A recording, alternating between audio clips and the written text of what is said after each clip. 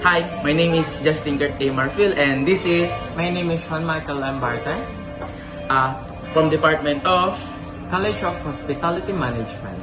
So Sean, I have a question for you. What is your experience about intrams and how intrams help you improve your self-esteem?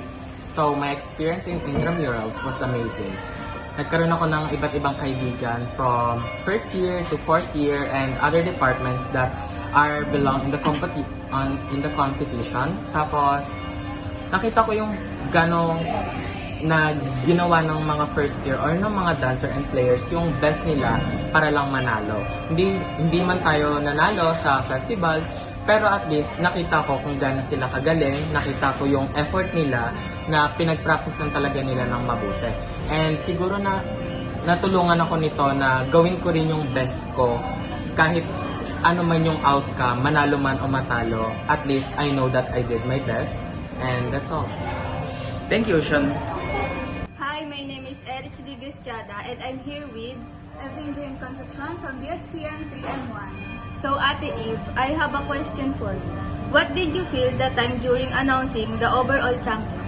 So of course, during announcing the overall champion, and syempre sobrang saya kasi dineclare doon na first place tayo, and all of the hardships and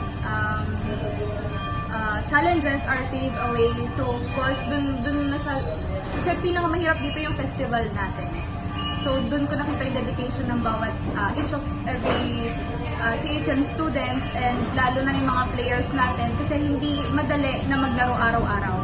So nakita ko yung dedications nila and yung gaano sila ka-committed sa ginagawa nila. So yun yung masasabi ko na deserve ng department, CHM department. Hi, my name is Justin Kurt A. Marfil and this is I'm Lorraine Chan, from Department of... College of Hospitality Management. So Lorraine, I have a question for you. What is your experience about intrams and how intrams help you improve your self-esteem? So this 2024 intrams, since hindi naman to yung first time ko mag-intrams sa Trimex, pero this year kasi is nag-join ako sa intrams as a officer. So bilang officer, need mo talaga ng confidence lalo na sa pagsasalita and pag-guidance sa mga students, especially sa mga players. So sa tingin ko, ngayong intrams, mas lalong tumaas yung confidence ko as a leader and mas natuto ako magsalita public as a leader din. So thank you, Lorraine. Thank you! Hi, my name is Erich Digascada and I'm here with Alicia Jem from Healthcare Department. So Ate Alicia, I have a question for you.